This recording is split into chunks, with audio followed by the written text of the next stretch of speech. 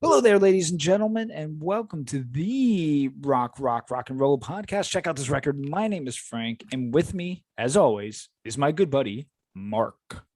Hey, Frank. And hello, listener. Frank might be over here. He might be over there. I'm not sure how this works on YouTube. But did you know? Hi, Frank. Hey, Marc. So you could. Did you know, Marc, that you could find us on Spotify, Apple Podcasts, Amazon Music Podcast, and you could see these mugs just like you said on YouTube. Yeah. But when does this wonderfully charming little podcast get released? So our fans can hear it sizzle as it comes off the presses, Frank? That's a great question. Thank you for asking. Luckily for us, that's you and I, and them, the listener. New episodes drop each and every Friday, now that it's not summer, for your listening and viewing pleasure. That's right. And if you're hearing us for the first time, you're probably not annoyed with us yet. Give us time. Give us time at one of our past reviews. So welcome. We review records track by track, have lots of musical discussions.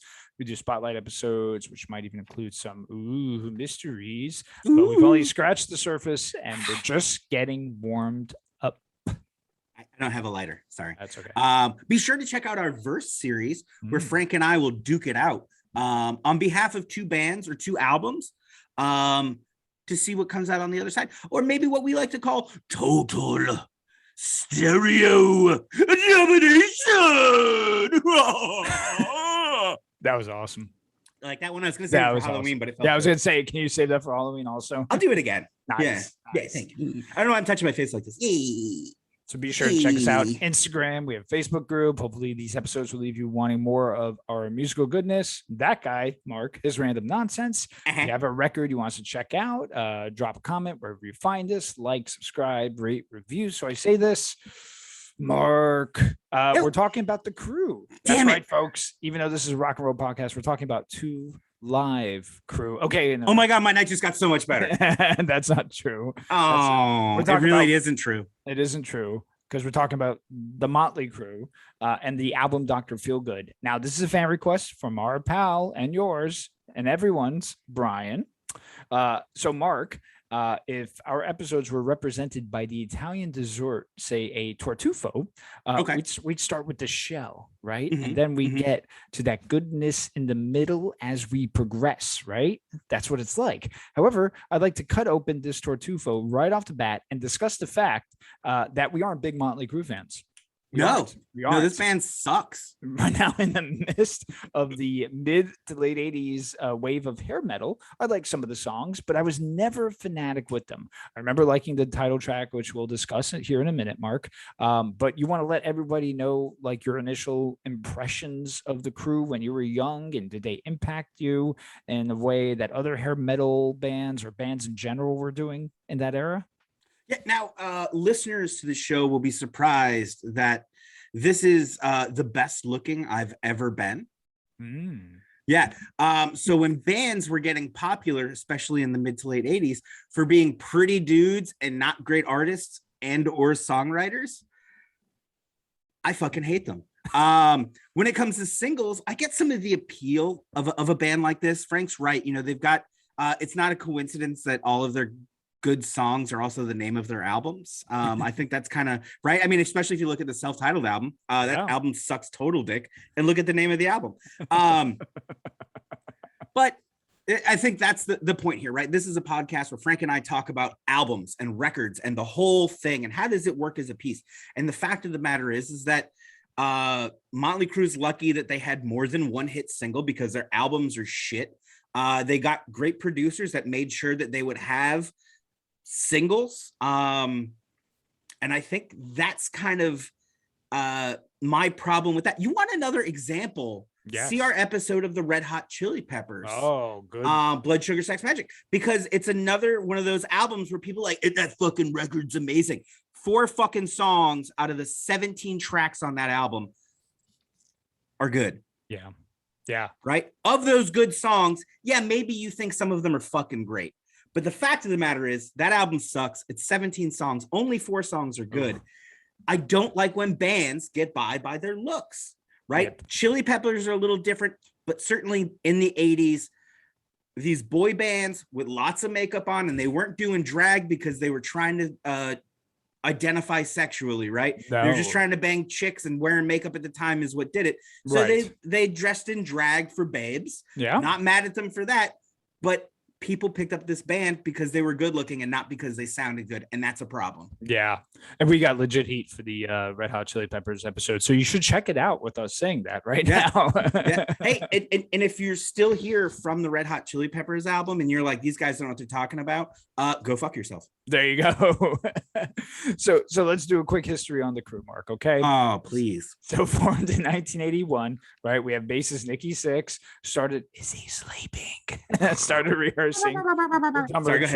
Tommy Lee was part Greek. Guitarist Mick Mars. He answered an ad in the Recycler that read "Loud, rude, and aggressive guitar player available." Lee knew vocalist Vince Neil from high school, and upon seeing him perform, Mars suggested that he join the band. A unique blend, at the very least, Mark, of these four characters right here, I'd say, right? Sure. Now, let's give him that. Now, the band's name was derived from something Mick Mars wrote down as a band they were playing with called White Horse, referred to them as a motley-looking crew. So later in 81, Mark, we have their debut album, Too Fast for Love, which was released with the popular song Live Wire. I actually like Live Wire as a song. In 83, their second and I think best album, Shout at the Devil, was released. And by this time, the band was gaining quite the reputation for their antics, drinking, and of course, drugs. They caught the attention of Ozzy Osbourne, who went on tour with them in 1984, and later that year, the tragic incident, of course, would occur with Vince Neil driving home from a liquor store run and was in a head-on collision in which Hanoi Rocks drummer Nicolas Razzle-Dingley, of course, was killed. All right, so that's very tragic. Moving on to their music, of course, in 85, their third album came out, Theater of Pain, which would further grow their popularity and, of course, their tensions and their addictions. In 87, Mark, we get the album Girls, Girls, Girls. And then after Nikki Sixx is dying and came back from the dead, we get this fifth album, Dr. Feelgood, released on August 28th, 89, spawned five singles. The first crew album after the band's quest for sobriety. Important to note, Mark, is that producer Bob Rock of Metallica, yay, Bon Jovi, boo, Aerosmith, boo, The Offspring, yay, and Mark's favorite, Michael Bublé. Rock found that working with the crew was difficult, shocking, right? What a shock. So to minimize the conflict, Mark, he had each member record their parts separately. Mark, are you ready to get this party started? Can I say no? Please, can I say no? No, you can't, because we wrote these things down. Thanks a lot, Brian. All right, go ahead. Track one, let's do it. A nice belch, by the way, too. Thank you. Yeah. Track one, TNT. Dynamite. Yeah. I'd rather be listening to AC/DC all night. Sorry, go ahead. You were saying? Terror in Tinseltown, excuse me. So Terror and Tinseltown. So we get a shredding guitar riff and then features a sample of a woman saying, "Dr. Davis, telephone, please." Now, the obvious here is that it's about to Dr. Feelgood, right?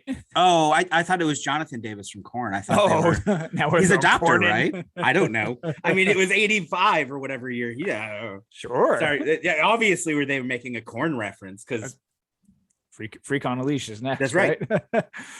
Here's the thing with this sample, Mark. It was used by Mark's favorite band, Queensryche, on their song "I Have a Stranger" off an album called Operation Mindcrime, released 1 year prior. So, Mark, do you like this lead into Dr. Feelgood, the song, or are you asking yourself, why are they using the same sample from an album by one of their peers that was released a year prior? Your thoughts? All right. So one, what the fuck, dude? Like, you're gonna tell me that like no one in that band had heard of Queensryche or like Operation Mindcrime or the massive deal that it was that year? Like, I'm sure they toured at some point. I'm sure they were aware of it. Yes. Right? Like, come on, dude. Get the fuck out of here. You guys don't know what that is. Anyways, Look, I know they didn't have access like to the internet to find cooler samples, but why not do something that actually fits, I don't know, with the theme of the record? Right. I don't know. Right. The sound of a nurse telling someone to relax or something. I don't know. Right.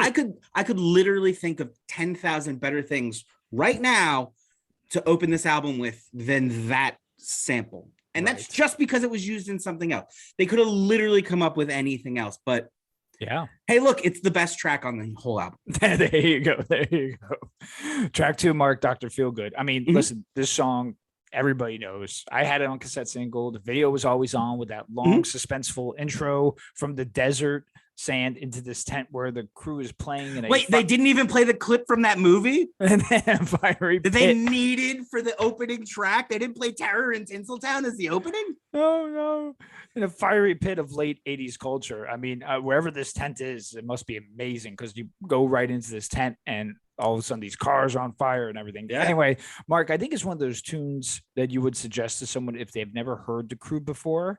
But my question to you is, does this hold up? Oh, man, definitely. Look, this is the best of what this band does. One-off pop songs. Sure, the video could have been, I don't know, way better. And if there had been some more care taken over the intro and opening track to the album, we almost would be working with enough of like a theme for a concept album. Now, I really don't want to give them enough credit for being able to conceptualize a concept album, but let's say at the very least, the album could have had, I don't know, any direction or themality to it other than, hey, the title track's going to be our lead single. Right.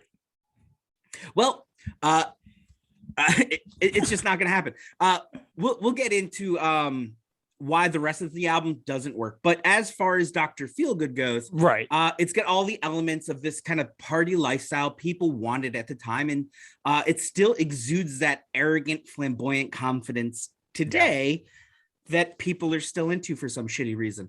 The band sounds the best it does on the record kind of here and later on when we get to the next actual hit. The guitars scream and soar while Tommy and Nikki keep the band grounded in a heavy metal kind of march of kind of like, look, you guys know that I love a good rhythm section. You do. These guys are basic and boring as fuck. It's just so basic. The rhythms are uninteresting. The fills are uninteresting. The bass lines are mediocre at best. But this is the best at what they do in a song like Dr. Feelgood. Look, right. Vince has never sounded good. I know people complain that he doesn't sound good now. Go back, listen to this record. That dude has never been able to sing, and it sucks. And I hate that people love them. Look, I just don't get why people like this dude singing. He's a scumbag, so I don't know. Deal with it. Track 3, Marc, Slice of Your Pie. We aren't talking about edible dessert here. That's right, folks. It's that pie we're talking about. I do enjoy the bigness of Mars's guitar riff, but the song is super predictable based around this pie concept. The ending is based, of course, on a badass Beatles song, She's So Heavy. Marc, I'm personally not feeling this. Are you? It's amazing. 3 tracks in, but only the second song, and we're out of decent anthems to try to wedge in here, huh? They didn't even bother to try to front load this album with good songs. They were like, fuck it, just we got Feel Good in right at the start. That's all that matters. We'll put the next hit on the B-side and it'll be fine for the cassettes. Anyways, this amazingly lazy innuendo aside, this song is a cookie cutter, heavy blues rock tune. That said, I like the guitar tone for She's So Heavy. I like the tone that it's in, the key, but the vocals add literally nothing. And until that's addressed, I don't want to hear any more of such a cool song trying to be covered by such a shitty band. Yeah, I was kind of mad that kind of snuck in there, to be honest with you. Yeah, that was kind of shitty. Track 4. I hope Paul got paid for it at least. Yeah, me too, right? speaking of shitty, right? Track 4, Rattlesnake Shake. Again, I think the strength of this band is with the guitar playing by Mars, but it doesn't do enough to outweigh the poor quality of this tune. It's silly. The lyrics are uninvolved to the point where, I mean, you don't even need to finish the song because there's nothing at the end of it. There's nothing at the end of it. Mark, are you shaking with your rattlesnake on this one? You know, Rattlesnake Shake would have been a huge hit in the old Roadhouse music scene back in the day, Frank. I know cowboy culture was blowing up back then. And this feels like a cheap ploy to get a song on a soundtrack or appeal to barroom masses outside of their normal shitty concert halls. I don't know. I don't hate it. It doesn't belong on this record. It's a big fake synthesizer sounding backing band. Just distracted the shit out of me because it really ruins that Roadhouse feel that was going on earlier. Yeah. Any authenticity it had really just gets blown away on the second half when they come in with this synthesizer bullshit. You know, it's too bad because it was almost one of those like, oh, wait a minute, they're doing like a cool ZZ Top thing here. They've got something interesting going on, this Rattlesnake Shake. Maybe it'll be kind of a cool, you know, late 70s kind of cowboy rock song. It sucks a dick, and they fucked it up right off the bat. And again, Vince Neil sucks at singing and ruins anything he does. Not that the lyrics are any good to begin with, but fuck that dude right in the ass. He can't even claim the lyrics, right? Because Six is writing all the lyrics. You know, I want to be like, yeah, but you got to remember, Nikki Sixx was a heroin addict, and he wrote all these songs. And then I turn around and look at myself, and well, actually, it's usually Frank, and goes, yeah, but those songs suck. Yeah, and he's right. Frank's right. Thank you. These sir. songs suck. Thank you, sir. You want to track 5? Yeah, track 5, Kickstart My Heart. So Woo! Along with Feel Good, perhaps, and Looks That Kill, to me personally, I would direct someone to listen to those tracks for someone who's never heard of the Crue before. Yes, it's about Six dying and coming back. It still maintains a rocking element that doesn't let up. I've always felt this was one of their stronger singles. Mark, you think this is a tune that has been able to sustain, aside from your thoughts of the rest of the tracks while in band thus far? Yeah, again, you can feel the production quality like skyrocket from track to track, and the songs they knew would work as singles clearly got more work, and you can feel it right here, as clear as day on Kickstart My Heart, that they put the work into it. At least that's how it sounds to my ears, right? Because obviously I wasn't there. I wasn't there. I wasn't there. It's got, you know, that classic larger than life feeling that's such a part of the band's image, and for that, I understand when you say, you know, songs you would direct them to for the Crue. Right. Sure. You know, I'm just personally telling people to avoid the Crue as much as possible. Anyways, this is what the band would like to be remembered for, and not this whole album. I think when you look at a band like this and you say, what do you guys want to be remembered for? They want to be remembered for the hits, for the shenanigans, and not for their shit records. Right. Well, speaking of shit, we have track 6. You gonna be okay? Without you. Mark, since we started this, if you've been the one to generate more heat on the show, I guess taking on the villain role, this may be the moment where it might reverse and I become hated. I'd like to thank, and by thank I mean elbow, Nikki Sixx and Mars for writing this puke fest of flying shit balls. Listen, I don't care if it's about Tommy Lee and Heather Locklear. This is a lazy written song. I know everything can't be complicated and 10 layers deep, but this is displaying no effort at all. Vince's voice is annoying. That's not even my main gripe about it. Take away the late 80s power ballad musicality aspect and put some fungus infected techno pop beat today, and you would have your run-of-the-mill pop song. This song is a bottom barrel of crap. Rant over, Mark. Frank, I couldn't agree with you more. This thing is generic as hell. The lyrics are the laziest lines I've read in honestly a long time. And I was in a band called Ride Zombie Ride. Okay, that's how bad these lyrics were. They were. I wasn't in that band with Mark, just for the record. He was not. He's not. To say that the cliche as fuck is an insult to the word fuck. Oh, well, track 7, Mark. Same old situation. SOS. So how does a band top that stink pile of garbage dump that we just heard? Well, Mark, they channel their inner poison and hand deliver this to our door. That's right. 2 days, Amazon Prime style. It's the same old shitty generic Motley Crue song, Mark. Anyone who doesn't think this is anything other than blatantly stealing shitty Poison songs, then you're fucking insane. Okay. I felt like this had a little more production than some of the other lesser known tracks. And I can't help but feel like they thought this was going to be a hit. I feel like they were like, oh, we'll just fucking hold on to it. And if we need to, if Poison keeps blowing up, if Poison doesn't start tapering down, we can throw this out there. We've got ourselves a bubblegum metal hit, right? Fucking sucks. So bad. Yeah. I felt like this had a little more production than some of those lesser known hits. And I can't help but feel like this is going to be a hit, but thankfully it either failed out of the gate or the single was taken behind the record station and put out of its misery like Old Yeller. I don't know. I'm not really sure what happened. I've got some assumptions. I just look, this might be the most angry I've been at an album in a very long time. Since Greta Van Fleet, at least. At least since Greta Van Fleet. At least those guys are 19, right? And like you can say like, oh, well, Nikki Sixx was in rehab, coming off heroin use. Well, there's 3 other perfectly good fucking grown adults that could have maybe chimed in. This is their 5th fucking record. Right. Nobody else has a fucking song to contribute. Right. Nobody else. You got to rely on him. I know. That goes again to show you the laziness here. You know, it's no one could step up. Of course not, because you got one twiddling the drumstick in the background, right? And then you got Neil and Mars, who they probably never even got along too. So yeah, oof. Track 8, yeah, Sticky Sweet. Mark, we get backup vocals from Steven Tyler, but even that can't save us from another effort of extreme ordinary, and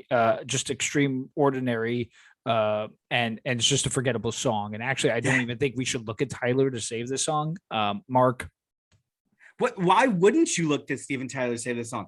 They're stealing an Aerosmith riff for the intro, Frank. Look, what sucks about this song and this error in music is that it's an error. Hit songs were usually a crapshoot of words, right? Of like what words work as a hook, and they clearly just kept beating on the same thing, hoping that there would be enough like pop appeal to make a hit with Sticky Sweet. Oh man, it's alliteration. It kind of rhymes. No, it doesn't. It's there seems to be a lot of this generic sound and sounding like other bands that were more popular at the time, which is weird because they were pretty fucking popular. Yeah, absolutely. And I can't help but feel like this is the label forcing Bob Rock to try to mine gold from goons. Like, I don't know how else to describe it. Like, guys, I got you fucking Steven Tyler. You got to be able to pull something off with Steven fucking Tyler. Here's another example of that not working as an album, but also here it is as a song. Yeah. Moving right along, track 9, Mark. She Goes Down. Oh, Jesus fucking Christ. I know, another lazy ass tune. I mean, at the point to Brian, are you listening to this with your daughter? You putting this on while your girls are in the room? You piece of shit. I love you. Don't put this on with your daughters around. I'll fight you. Go ahead. I mean, at this point, were they even trying to make things different and engaging? I mean, I know that they were trying to get clean, but this is just rushed. And it's a throwaway song. Mark, I mean, yeah, it's trash. This is just trash. Look, I don't mind a good sexual innuendo, right? There's place for it. There's fun, but this is just laziness in the hopes that you'll be shocked or turned on or both and not like notice how lazy it is. Plus maybe girls on the road will know what they really want. Right? Fuck, I hate Vince's voice in this also. He sounds like he's trying to not project his voice, which sounds like a creepy uncle, like trying to talk dirty to you or something. It's fucking trash. I ask this again, Brian. Do your girls like this song? Is this one of the hits they're singing? Track 10, Mark. Don't go away mad, just go away. Okay, bye. At this point, I'd like to go away. Sorry. Yes. Six said that he saw the line in a movie and Mm. thought it was a good idea. Wow, how profound, earnest, and wholehearted. Listen, I'm not saying I despise this as much as Without You, but I'm saying it's its evil twin or derived from that same secret writing session with Poison. I mean, Marc. I mean, yeah, it's the most aggressively boring hard rock number I've probably ever heard. It's like the anti-hero shithead 80s pseudo hard rock ballad, and I hate it. It's borrowing a lot more than it gives credit for, and I just can't hate it enough. This thing sucks. Oof. Well, Marc, the good news is it's track 11. Time for a change. Thank God. Damn right. Time for a change. Oh, Like, again, super stoked that the band is getting sober here, and that's an important change. But how about the change to write better songs? I mean, this is just a crap spot that the bands from this era fell into, and they could put out anything and just get popular, much like today's pop star. Hey, Marc, you want to change, right? I can name 1,000 records I'd rather listen to right now than this, Frank. Cliche power ballad is cliche, and my brain and ears just fucking want to bleed. So yeah, is that enough? That is okay. And okay, my blood brother. So let's get your thoughts on this final record. Yeah, people are going to be really surprised about my overall review for this album. Holy shit, why do people love this band? Look, I get that they've got some hits that you're nostalgic over, and that whatever, just honestly, whatever the fuck, because you can't grow up. But as far as that album goes, look, 10 out of the 8 songs were total fucking trash, or stolen from another artist, and or poorly tried to make itself into a Motley Crue song instead of one of their songs, and none of them fucking work. Okay, they picked the title track based on what was clearly going to be the biggest hit, right? And they've done it before. They have shown no shame in it. This album sucks. We can say that the band was getting sober, and that was the force behind the record. But look, that's all bullshit. It's Motley Crue. They were all fucked up the whole time anyways. It doesn't really matter. And congratulations, Nikki, for getting sober. I wish you had stayed. Just like I said about Jason Isbell, maybe the drugs were better for you. This is a poorly written pile of shit with zero direction as an album. Each track feels like a single grab, with some being less successful than others, and most being just total shit, as I have already said 45 fucking times. You want to make an 80s Harley Davidson mixtape, there's plenty of cliche Crue songs for you to keep up with, but the fact of the matter is you'll never put on a Crue album to listen to it all the way through. You'll shut it off after the singles because it's shit. 1 star, because I like the guitar tone for She's So Heavy, but wish they wouldn't have done any of the rest of this album. Look, honestly, the hits on this song, Frank, are like look, I've got these 2 fucking amazing fucking baseball size, your mother made them meatballs, right? Like perfect meatballs, right? And you're like, oh, awesome, what are we serving those meatballs on? It's a big pile of spaghetti, right? No, Frank, it's a pile of sweaty, dirty, old, nasty socks. You got to eat those gorgeous, well-produced. Bob Rock probably did 99% of the writing and production and probably played most of those parts. But the crew gets credit for it, and fuck them and their dirty ass socks that they're eating it on. Frank? Love the sock analogy, my friend. I'm so angry that I became a child and couldn't think of how else to insult him. Well, listen, I went into this not wanting to be too harsh, and then Without You came on, and I got mad. Now this is a recommendation from my buddy Brian, and I could hear him telling me not to yuck someone's yum, and that's cool. So I'm not telling anybody not to like it or not to dig it. What I'm saying is that for me, this is one giant belch of toxicity. All right. Neil's vocals, without a doubt, suck now, but they sucked then. The writing is lazy. And again, just because you're Motley Crue doesn't mean you don't have to push your own envelope. A retort I could hear now is that everything doesn't have to be Dylan or carry the same weight as like an album like Nebraska. Sure. And sure, that's correct. We did Eliminator last week. Thank you, Mark. Because, however, if you could put a cool party record together and not skip on song quality, and if you don't believe me, like Mark said, you can listen to our episode on Eliminator last week from ZZ Top. That thing kicks ass. With this album, and none of the songs are about anything. Right. Thank you. Exactly. But well written, good quality, lots of heart, all that good stuff. What this album actually lacks is heart. It's glitz, glam, sparkles, and show. It's the epitome of the scene at the time. Shout at the Devil was a good record, and in my opinion, everything after that went downhill. Due to their antics, though, I think their audience just became addicted to them regardless of the song quality. The Crue is a prime example that you could be in a band and write albums of great quality material and just not make it. And how do I know this? Because the reverse happens all too often. And in this case, it's the Crue I'm referring to. I give this album a 3 out of 10 mark. So generous. Oh yeah, thank you. So let's do a top 10. We're gonna play a little game here. Just some housekeeping from last week. So we had top 10 from our 83 releases. I stated built to speed from the Stray Cats. I was wrong. It was actually 82, and I meant to mention the 83 release, Rant and Rave with the Stray Cats. So people forgive me out there. I'm sure you can. So let's do our top 10. We're gonna do something different. Now, Mark, this is not on the script. So right now, what I say, of course, you are gonna have no idea, right? And I'm going to give my quick thoughts too. But the game we're going to play is Motley Crue or, and I will mention a band from that era. And you will say if you rather listen to that band or the Crue. And fuck. I know. Are you ready? No. All right, let's go. Are you ready? Let's do it, Frankensteiner. I like it. All right. So kicking off, Mark, would you rather listen to Motley Crue or Poison? Because we just spoke about them. Oh, fuck. You got to pick one. I mean, I'm gonna go Poison. At least the ballads were believable. Right. I feel Bret Michaels is more believable. He's more believable. He's a better singer. He is a better singer. He has a legit voice. CC DeVille. CC DeVille's a good guitar player. Destroy on guitar. Yeah. And Ricky Rocket's not a bad drummer either. I mean, no, not at all. And bass player McForgettable is totally bass player McForgettable. But I mean, so would Nikki Sixx.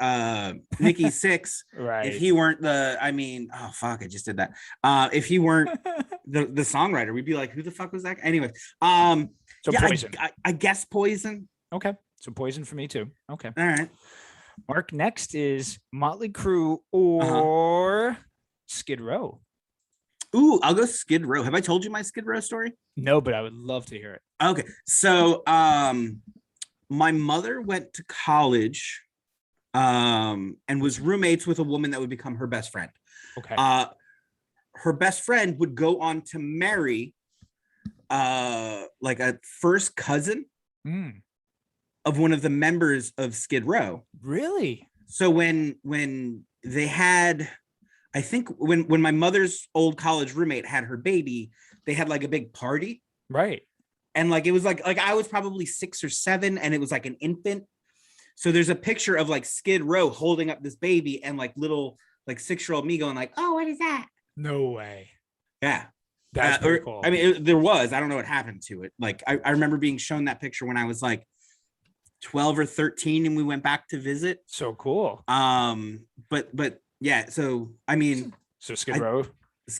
So I mean, but like, and I'm trying to remember Skid Row songs off the top of my head. So here we go. Sebastian Bach had a legit voice in his time, right? You had 18 in Life, you had Youth Gone Wild, right?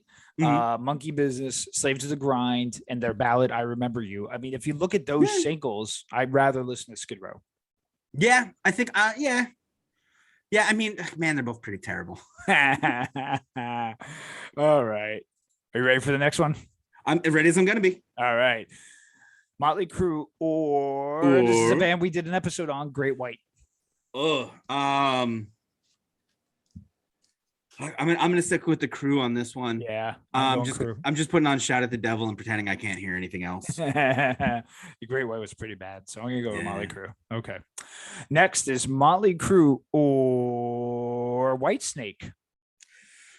Oof. I get the Tawny Katane video out of Whitesnake, right? You do. Yeah, done. Done. Done. Quicksand. Okay. There you Yeah. go. And wasn't David Coverdale in Deep Purple too? So he gets some. Oh yeah, that's right, wasn't he? Yeah, I think so. He has a voice and a half. I mean, I gotta tell you, I know that first Deep Purple album, Machine Head. I don't know any of their other work. May need to do a deep dive, my friend. May need to. I don't know. Maybe it'll happen. Sure. All right. Motley Crue or Aerosmith, because we talked about Steven Tyler. I actually was a pretty big Aerosmith head as a youth. Same here. As a youth. Yeah. So I would definitely, I loved Pump. I loved Eat the Rich, which I recently went back to, and like that album is not good. Permanent Vacation, Rocks, Toys in the Attic, like the stuff from Pandora's the 70s was cool. Yeah. It was a different stuff. There was a different time for them. Yeah. You know, they really changed as the 80s and 90s came on, and really like they went for being popular as over writing cool songs, which I mean, whatever. Yeah, totally. All right, Mark, Motley Crue or White Lion? Ooh, you know, I'm not familiar enough with White Lion. Give me some hits. When the Children Cry, Little Fighter. They did cover of Radar Love, Wait. I mean, just for the Radar Love, I'd probably take that because I do love Gold Earrings, Radar Love, because that's the original artist. Right. But I'm probably gonna go Crue on this one just because Me too. At least again, I know that like. Yeah, me too. Shout at the Devil's safe. Yeah, it's a safe record. You know, you put it on, you're getting what you're getting. Yep. Yeah, and it's still not that great of a record, by the way. I know that Frank and I are praising it, but look, the best thing in the context of Crue, it's a good record. The top piece of shit on a pile of shit is still a piece of shit. I just want to be clear about that. But go on. Yeah. Mm-hmm. All right. So last four here, and these get a little tough. So Motley Crue or Kiss? Ooh, I definitely take Kiss. At least Kiss, you get the stage show. Yeah. Yep. Totally. I suppose you get a stage show at Crue, but at least you get like I think you get stuff like Black Diamond's a good song. Replacements covered it really well, by the way. Lick It Up. I still think there's some tolerable tunes in that Kiss catalog, you know? Again, for me, I just think I'm not particularly over familiar with any one Kiss record, right? I know a bunch of hits. Right. I know a bunch of songs. I'm aware of the albums, but again, not a band made for albums. Right. So what I would really compare those two on, right, is going to be that live show. And I just think Kiss is going to do a better live show. I mean, like, first of all, they're already in makeup. I mean, I realize that Crue's already in makeup too, but at least they're like, their makeup's just not them dressed as women trying to sleep with women. Yes. Good point. Good point. Go on. All right. Motley Crue or Guns N' Roses? Ooh, I think I got to go Guns N' Roses. Yeah, same here. That's at least Appetite Stope.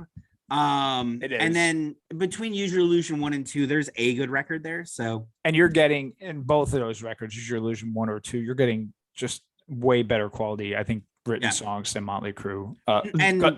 Just on the Guitar Hero note, Slash. Not that look, I think Frank and I will agree. The strongest part of Motley Crue is Mars. MC Mars or whatever that guy's name is. The Mars Corporation that makes Mars bars. But I think when you compare him, right, to other guitarists, how does he add up?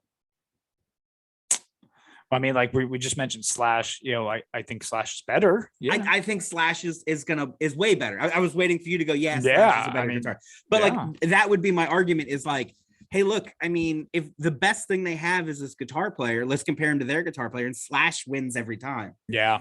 Good point. Good point.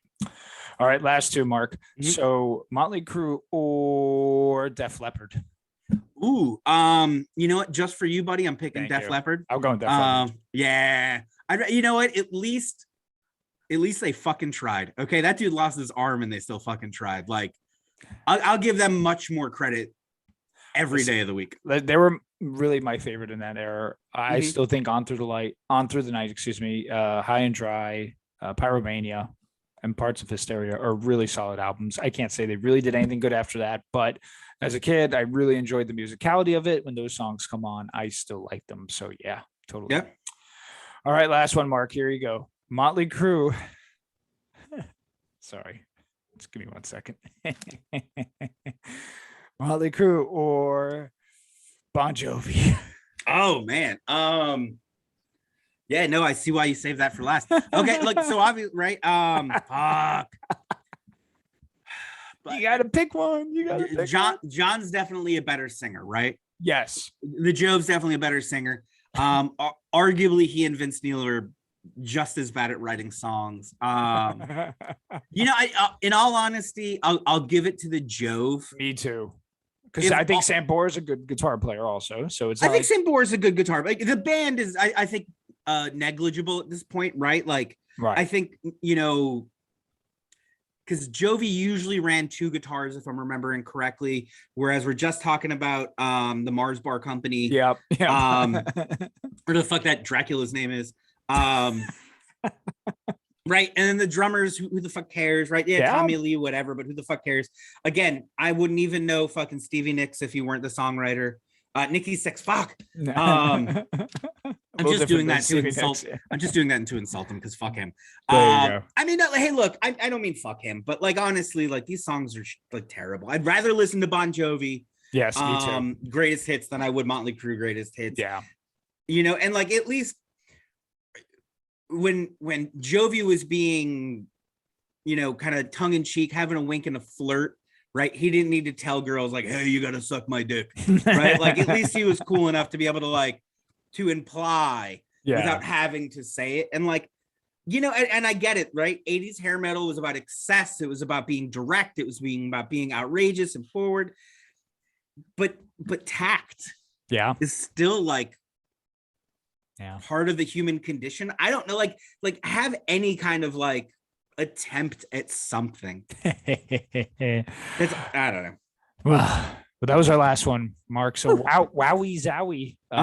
That was it. So why don't you tell the good kids at home what we have planned next week, my friend? Well, Frank, I stopped writing the sentence I know. Halfway through because you chimed in and I didn't want you to see what I was going to write. But next week, Frank is going to join me on a trip I've been taking. Yes. We're going to do some LSD together. No. We are not going to do LSD together. Frank's wife said no, so we've skipped that. Thank you. What we're going to do is we're going to listen to a band called Shannon and the Clams. Ooh. And they just released an album, but I gave it a lot of thought and I want to go back one. We're going to do 2018's Onion. Wow. Okay. Should be a fun time. Not too long for you. I like it. There is a cover of Without You. No, there's not. There's not a cover of Without You. Don't mess that with me. No. This will be fun. This is an experimental lo-fi punk band R&B group that's kind of out there that's doing a lot of fun different things. I hope that you'll dig it. Yeah. Our listeners at home who aren't overly pissed off at me for how much I've said Motley Crue sucks dick in this episode. It's okay if Motley Crue wants to suck dick. That's their choice, but I think they need to be open and honest about it and not try to pretend that they don't. Yeah. That's it. And I'm liking what I'm seeing thus far. Their genre is classified as garage punk, doo-wop, rock, even rockabilly. I took care of you on this one, buddy. Yeah, dude. I had to do something after listening to fucking Motley Crue for a week. I was like, I need something fucking weird and different. Yeah. I need to fucking hard reset my brain so that anything else can come in. Yeah. Love it. I can't wait. I just love digging into new stuff that I may not know and seeing how I feel about it. That's cool. And dude, I can't wait. I can't wait to talk about it. Well, listen, thank you everyone who listened, who stayed through with us on this one. Might have been tough for some, but it's all lighthearted people and listen, no one's going to ever agree. And that's okay in life. Okay. So rate, review, subscribe, suggest, and more importantly, everyone stay safe out there. It's been so much fun listening to us. I just wanted to say thank you to Brian. Thank you, Brian. Yes. For being foolish enough to give us one of these albums to listen to. Yes. You asked for it, buddy. Please keep your requests coming. We swear to God, we don't hate everything we listen to. But why don't you say it with me now? Let's do it. Oh, my. Oh, hell yes. Oh, bye-bye. recording has ended or ceased or stopped or some shit. You're not allowed to record anymore.